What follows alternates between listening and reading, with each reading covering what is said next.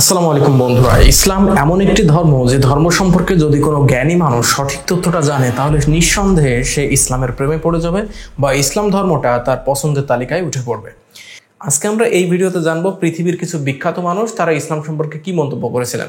এই মানুষগুলোর মধ্যে রয়েছে John Claude, mister Beast, Elon Musk, Ben Affleck, Mahatma Gandhi, এরকম আরো বিখ্যাত কয়েকজন ব্যক্তি। তো প্রথমে আমরা যার কথা জানবো তিনি একজন বিখ্যাত এবং অন্যতম সেরা একজন ইউটিউবার মিস্টার বিস্ট। মিস্টার বিস্টকে চেনেন না এরকম লোক খুঁজে পাওয়া খুবই দুষ্কর হবে ইউটিউবের জগতে। তো মিস্টার বিস্ট ইসলাম সম্পর্কে খুবই সুন্দর কিছু মন্তব্য করেছিলেন একটা ইন্টারভিউতে। তিনি বলেছিলেন যে তার একজন ক্যামেরাম্যান রয়েছে, যে ক্যামেরাম্যানের নাম হচ্ছে তারেক সালামি, যিনি একজন মুসলিম। তো তারেক সালামি সম্পর্কে তিনি বলেছিলেন যে তারেক কখনোই মদ্যপান করে না, কোনো খারাপ কাজ করে না, কখনো মিথ্যা কথা বলে না।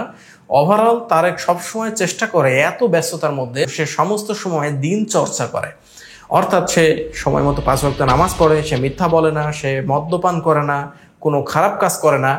এই সম্পর্কে মিস্টার বিস্ট বলছিলেন যে এই সমস্ত বৈশিষ্ট্য দেখে মনে হয় যে তারেক সালামির ধর্মটা আসলে খুবই স্পেশাল। এবং মিস্টার বিস্ট আরো বলেন যে আমি তারেক সালামির এই সমস্ত কাজগুলোতে খুবই impressed. Feelings changed since Tarek's been around, or like his It is admirable to see how devoted he is, though. Yes. Like he doesn't drink, he doesn't do anything. He's actually he's not one of those people that just preach it, he actually follows it. Jesus, So my boy. sometimes it does make me go like, damn. Like there's something there. Like he really cares a lot, you know. We're busy guys, okay? 5 times a day? You're not gonna do that. Hey, he You know gets what I his 5 in. Wow. তো যাই হোক, overall আমরা বলতে পারি যে mister beast ইসলাম সম্পর্কে কিন্তু যথেষ্ট পজিটিভ। এরপরে আমরা যার কথা বলবো তিনি হচ্ছেন জন ক্লডে। তিনি একজন হলিউড অভিনেতা এবং তার বিখ্যাত কিছু মুভি রয়েছে, যেমন দ্য এক্সপেন্ডেবল 2, কুং ফু পান্ডা, এরকম বিখ্যাত কিছু সিনেমায় তিনি কেন্দ্রীয় চরিত্র অভিনয় করেছেন। অর্থাৎ সারা পৃথিবীর কাছে তিনি কিন্তু একজন পরিচিত মুখ। তিনি একবার এক সাক্ষাৎকারে ইসলাম সম্পর্কে বলেছিলেন যে নবীজি সাল্লাল্লাহু আলাইহি সাল্লাম খুবই স্মার্ট একজন ব্যক্তি ছিলেন এবং তার খাবারের যে মেনু বা খাবারের যে প্রেফার তিনি আমাদেরকে করেছেন সেটা কিন্তু খুবই স্বাস্থ্যকর। জন ক্লডে কিন্তু একজন মূলত মার্শাল আর্টিস্ট, সুতরাং খাবার সম্পর্কে তিনি কিন্তু বেশ সচেতন এবং নবীজি সাল্লাল্লাহু আলাইহি সাল্লামের খাবার সম্পর্কে এবং ইসলামিক জীবন ব্যবস্থা সম্পর্কে তিনি বেশ কিছু মূল্যবান মন্তব্য করেছিলেন। তিনি বলেছিলেন যে ইসলামিক রুলস অনুযায়ী একজন মুসলিমের দৈনন্দিন জীবন কিন্তু খুবই সাজানো গোছানো এবং এই সাজানো গোছানো জীবনযাপনটা দিয়েছে রাসূল সাল্লাল্লাহু আলাইহি সাল্লাম। তিনি বলেছিলেন নবীজি। তিনি বলেন যে আমার একজন বন্ধু আছে যার নাম হচ্ছে কামাল, তার লাইফস্টাইলটা দেখলে আমি বুঝতে পারি যে মুসলিমদের জীবনটা আসলে খুবই সাজানো গোছানো। তো ওভারঅল জন ক্লডের এই মন্তব্য থেকে আমরা বুঝতে পারি যে আসলে ইসলাম সম্পর্কে তার মেন্টালিটি কিন্তু positive. Discovering a Muslim lots of good thing. Very smart Prophet Muhammad. He knew what's good for the future about the body. So look at that. এরপর আমরা যার কথা বলবো তিনি হচ্ছেন ইলন মাস্ক। ইলন মাস্ককে চেনেন না এরকম লোক কিন্তু পৃথিবীতে পাওয়া খুবই দুষ্কর বর্তমানে, কারণ ইলন মাস্ক হচ্ছেন বর্তমানে পৃথিবীর সব থেকে ধনী ব্যক্তিদের মধ্যে অন্যতম এবং তার বিখ্যাত কোম্পানি টেসলা সারা পৃথিবীর মধ্যে সব থেকে সেরা ইলেকট্রিক কার নির্মাতা প্রতিষ্ঠান। ইলন মাস্কের চিন্তা ভাবনা আজ থেকে 20 বছর পরে পৃথিবীতে কি কি প্রযুক্তি আসবে সেইগুলো নিয়ে, টেকনোলজি নিয়ে কাজ করা এবং এই যে ভবিষ্যতের চিন্তা ভাবনা নিয়ে কাজ করা এবং সেটা বাস্তবায়ন করা, এর জন্যই মূলত তিনি আরো বেশি বিখ্যাত। তো ইলন মাস্কের মতো এরকম একজন জ্ঞানী ব্যক্তি তিনি ইসলাম সম্পর্কে আসলে কেমন চিন্তা ভাবনা রাখেন চলুন জেনে নেওয়া যাক। দুবাইয়ের একটি লাইভ কনফারেন্সে তিনি যুক্ত হন। তিনি এই ভিডিও কনফারেন্সে বলেন যে রোম সাম্রাজ্য যখন ডুবে যাচ্ছিল তখন কিন্তু এই ইসলামই ওই সাম্রাজ্যকে বাঁচিয়ে দিয়েছিল এবং তিনি the golden age of Islam সম্পর্কে বলছিলেন, অর্থাৎ 750 থেকে 1258 সাল পর্যন্ত আব্বাসীয় খেলাফতের যে সময়টা, অর্থাৎ যে সময় বাইতুল হিকমা প্রতিষ্ঠিত হয়, যে সময় মুসলিম বিজ্ঞানীরা সব থেকে বড় বড় আবিষ্কার করে পৃথিবীকে চমকে দিয়েছিল, তিনি ওই সময়ের আবিষ্কারগুলোকে নিয়ে বলছিলেন যে ইসলাম এই পৃথিবীকে অনেক কিছু দিয়েছে।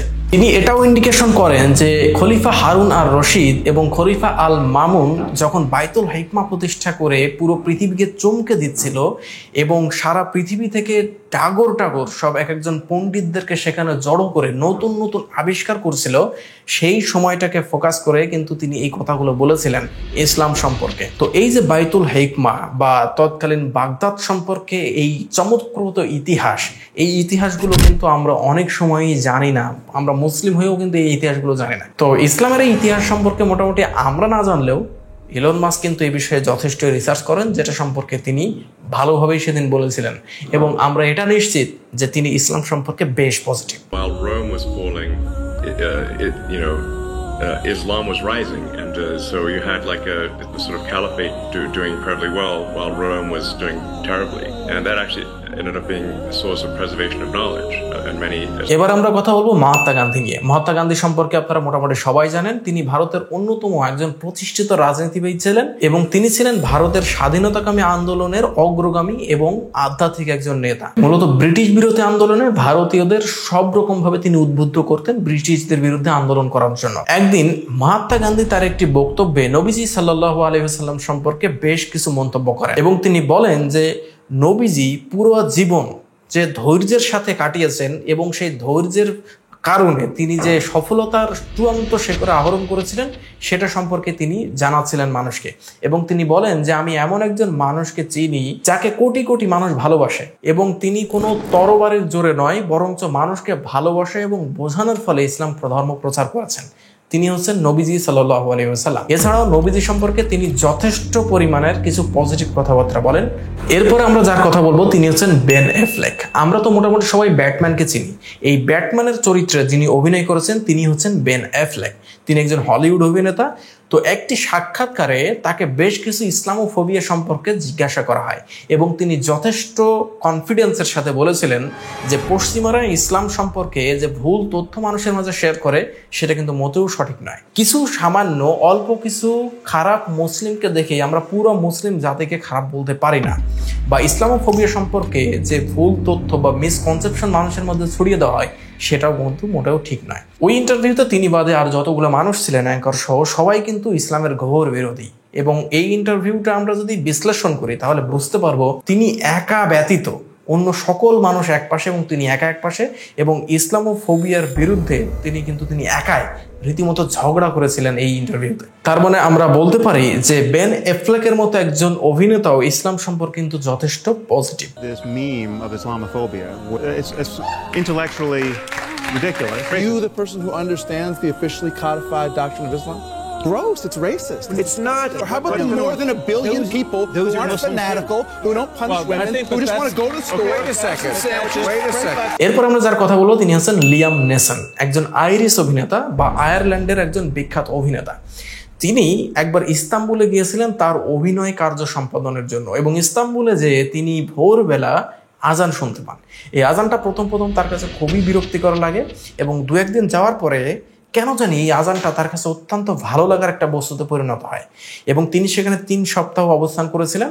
3 সপ্তাহ পরে আজানটা তার কাছে খুবই ভালোবাসার একটা বিষয়ে পরিণত হয়ে যায় এবং এই ইন্টারভিউতে তিনি বলেন, আমার মনের মধ্যে এমন কিছু জটিল প্রশ্ন রয়েছে যে প্রশ্নগুলোর উত্তর আমি বিশ্বাস করি যে শুধুমাত্র ইসলামেই পাওয়া সম্ভব, এবং ইসলাম সম্পর্কে তিনি এতটাই পজিটিভ যে হয়তোবা তিনি কোনোদিন সময় বা সুযোগ পেলে ইসলামটা গ্রহণও করে নিতে পারেন।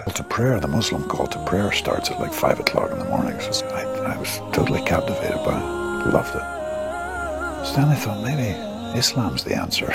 তো লিয়াম নেসনের এই ইন্টারভিউটা দেখে আমরা বুঝতে পারি যে তিনি ইসলাম সম্পর্কে যথেষ্ট পরিমাণ পজিটিভ এবং ইসলাম সম্পর্কে তিনি যথেষ্ট জ্ঞানও রাখেন ইনশাআল্লাহ। তো আমরা মোটামুটি 5-6 জন নিয়ে আলোচনা করলাম। এরকম শত শত মানুষ রয়েছে যারা বিখ্যাত ব্যক্তি, পুরো পৃথিবীর মানুষ তাদেরকে চেনে, তারা ইসলাম সম্পর্কে খুবই সুন্দর সুন্দর বক্তব্য দিয়েছিলেন বা ইসলাম সম্পর্কে তারা যথেষ্ট ভালো জ্ঞানী রাখে। ইসলাম এমন একটা বিষয় যেটা একজন জ্ঞানীর কাছে আরো জ্ঞানের খোরাক, অর্থাৎ কোনো ব্যক্তি যদি জ্ঞানী হয় তাহলে ইসলাম তার কাছে আরো জ্ঞানের উৎস হিসেবে বিবেচিত হবে। আর যারা ইসলাম সম্পর্কে ছোট্ট ছোট্ট বিষয় জেনে ইসলামের উপরে আঘাত হানে বা ইসলাম সম্পর্কে কুচিন্তা ধারণা পোষণ করে, তারাই হচ্ছে সব থেকে সেরা বোকা।